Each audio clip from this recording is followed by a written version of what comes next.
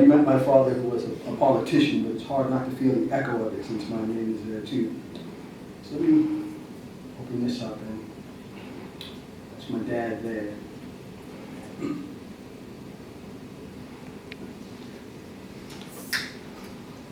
Who's my great-grandfather, Yusef Chipembere, who's my great-grandfather on the other side, and also the Nzungu family, Nzungus.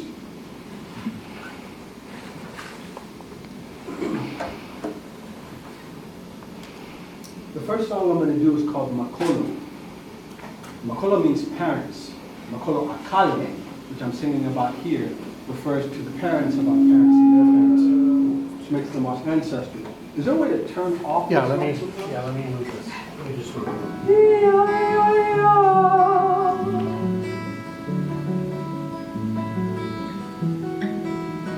We have come to share the wisdom of a people, speaking spear, singing in rhythmic tongues to bring some elevation.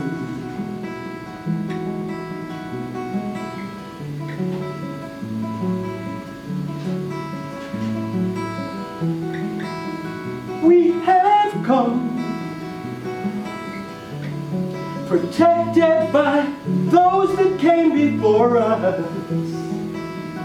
We are from spaces inside of God's own heart. Come know the greenness of love's touch.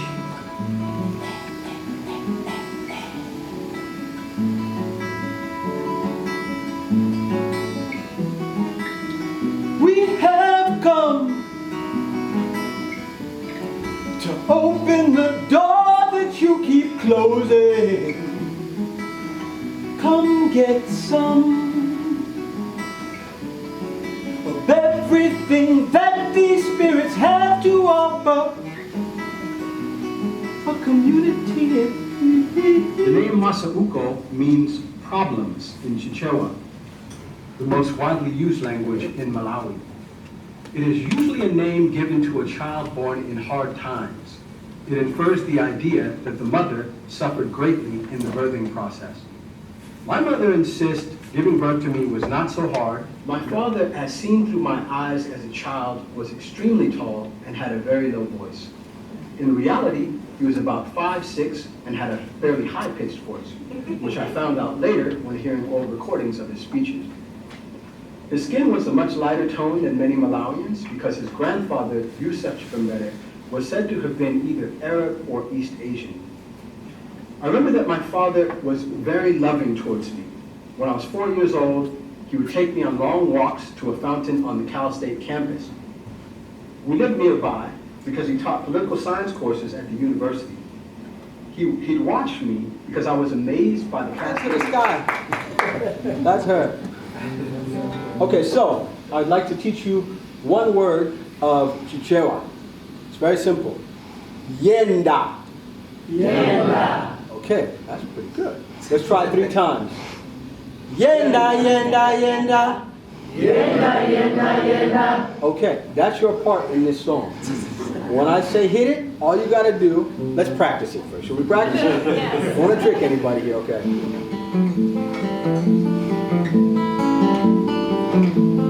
1, 2, 3, hit it. Yenda, yenda, yenda. Yenda. That's pretty good. There's an echo in here. Let's try that again. All right, we're going to do one more time for you. You ready? That's an African in you. You heard a call, you wanted to respond, right? All right, I'm going to be the response. So you guys got to do yenda yenda.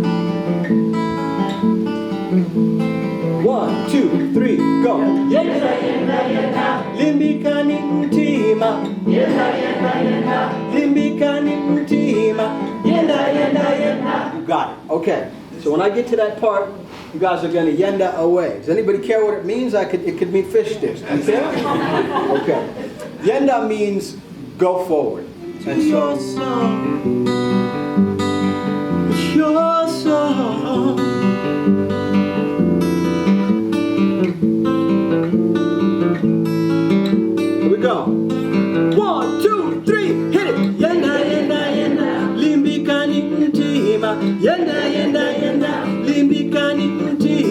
yenda yenda yenda limbikani mtima, yenda yenda yenda limbikani mtima.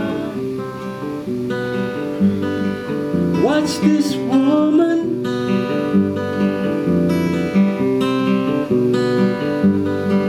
Watch this woman.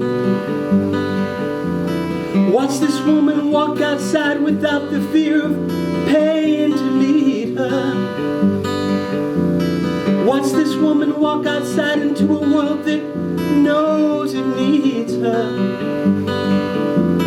Watch this woman walk outside of history with no future. Step into the now with posture. Live the truth that frees her spirit through her song. It's her song.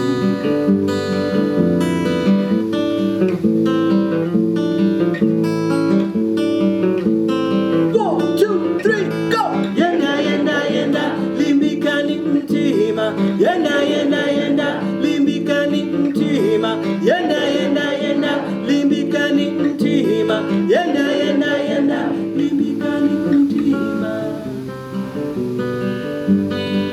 Watch this woman.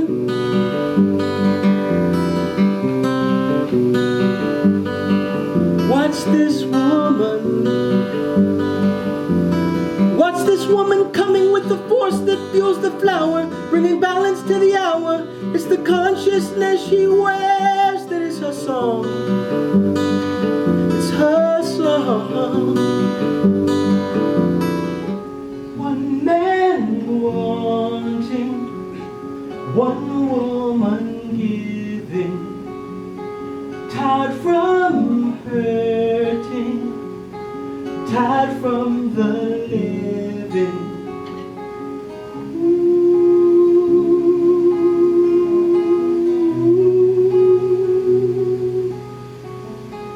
One man singing one simple bird song, tired from hurting, hoping to live long.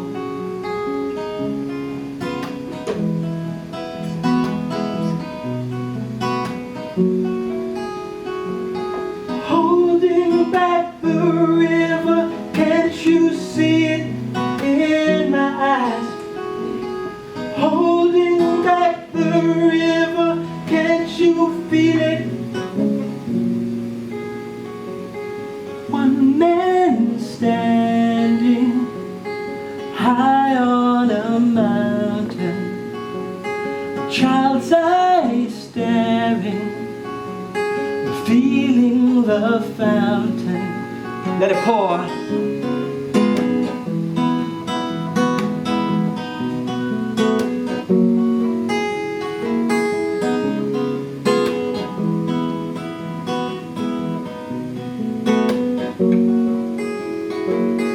Holding back the river, can't you see it in my eyes? Holding back the river, can't you feel it? It's the times. And with all that we've been through, an explosion from within may help us all. Lord, help us all. Please help us, God. Please, please, I want you, come and help my people now. My kindergarten teacher at Pacific Oaks Children's School.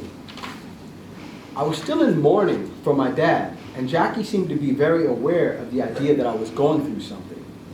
She was part of an experiment that Pacific Oaks was trying called something like a school without walls. Basically, instead of having 5-year-olds sit in front of desks every day, she took us places to learn. So if we were learning about Native Americans, she took us to the Southwest Museum of the American Indian in Mount Washington. If we needed to learn about dinosaurs, she would take us to the La Brea Tar Pits. I needed all of this motion to help me work through the passing of my father. You're mine, and you're mine.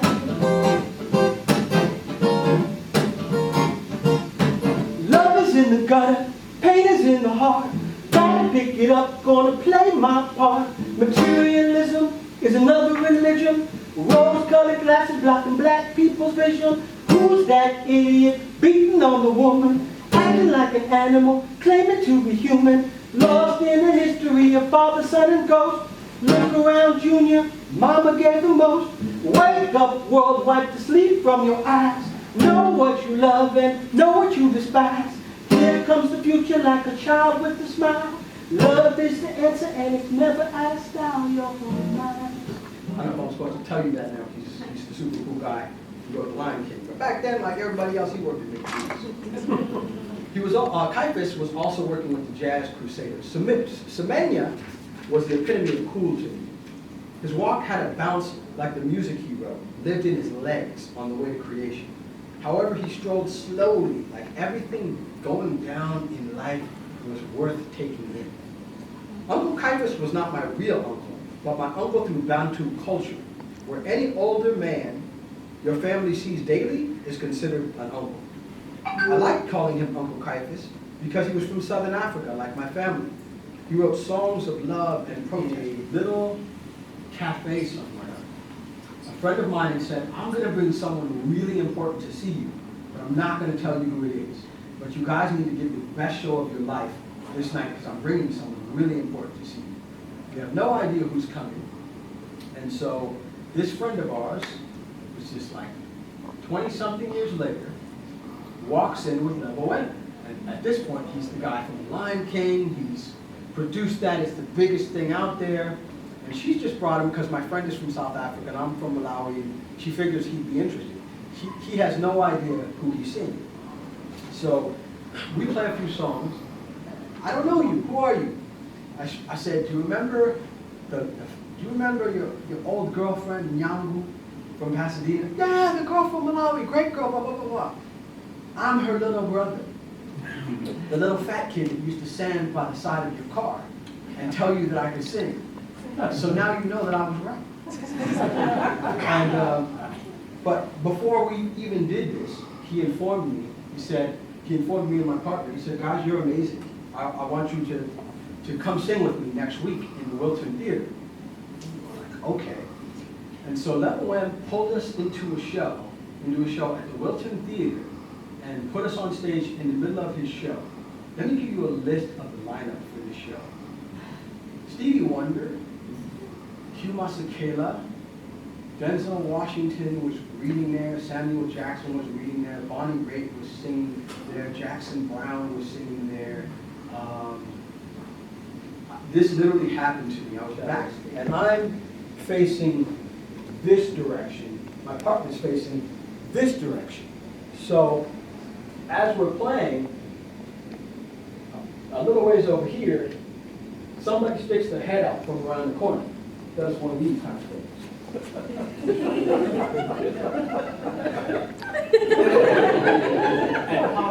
and pops his head back in. The person who did that was Denzel freaking Washington. So I literally jumped and stopped playing my guitar. And my friend was like, what happened? You look like you saw a ghost. I said, Denzel Washington poked his head out from around the corner right there and was watching us play the guitar. He's looking at me like, yeah, I told you. So we finished the song and Denzel says, I'm sorry, I probably interrupted you when I popped my head out around the corner before. I would have come to greet you, but I didn't want my son to miss what you guys were doing. It's very special, and I'd like him to see these sort of things. It's very rare that you see this kind of thing these days. And we were just sort of in awe, because this guy did Malcolm X and the movie and stuff, so we're sitting there like, okay. And then he was very cool. He was like, I love what you're doing. Why don't you guys give me a CD at the end of the night? And we're like, yes, of course, thank you. So the night is beautiful. Everybody's there. Bounce over here close to Stevie Wonder and get a picture. You know what I mean? Because I don't even understand myself as a musician at this point. I'm just there like I'm a fan, But this whole thing ends, and there's a sort of reception afterwards. And me and my partner have our CDs, and we're sort of going, well, man, should we take it up to him? Should we give it to him? And by this time, I don't know if you know this, but there's a certain kind of, which is kind of like his Malcolm X walk from the movie. The whole place had gone bonkers. So we're just sitting there thinking, he's not going to remember us. Like, the whole place went mad, and he's Denzel and whatever. So we didn't know what to do, because he's over there, like, having a conversation with, like, you pick what actress. And we're like, maybe we should just forget about it. Then all of a sudden, he stops having that conversation, literally walks across the room to us and goes, gosh, where's my CD? And we're like, right here, Mr. Washington. And we give him the CD, and, you know, I really do think he asked us to sign it, which we're like, okay. We sign the CD or whatever, and he takes off, and we're like, wow, you know, really happy about it, blah, blah, blah, blah, blah, blah. And 5 minutes later, he comes back again and goes, gosh, you know what? Maybe you could give me a second CD, because we have a restaurant, and I want my wife to have one, and one to be able to play in the restaurant too. We're like, hallelujah, you know, you're happy, you know? But I guess I mention it not just because, I mention it because you think, because we're 10 years into like real integration in around 1980 or so, you know what I mean? And I think it was the first time young people were really coming together like that. And into that, I begin to hear little pieces of rap. Her generation was sort of the funk generation, where it was more like Prince, but like even the funk before Prince, like Parliament and Funkadelic and those folks. I kind of got the first wave of hip hop. So I'm 10 years old in 1980. And I think the real clear demarcation between her age group and my age group is that my age group, I specifically remember being about 15 or 16. This dance where everybody went.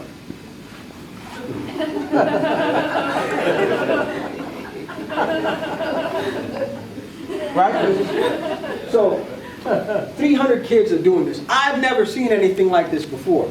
I'm from private school. At dances, you don't dance. You just sit there and look angsty and go, it's stupid to dance. You know what I mean? I get to public school, kids are cutting loose.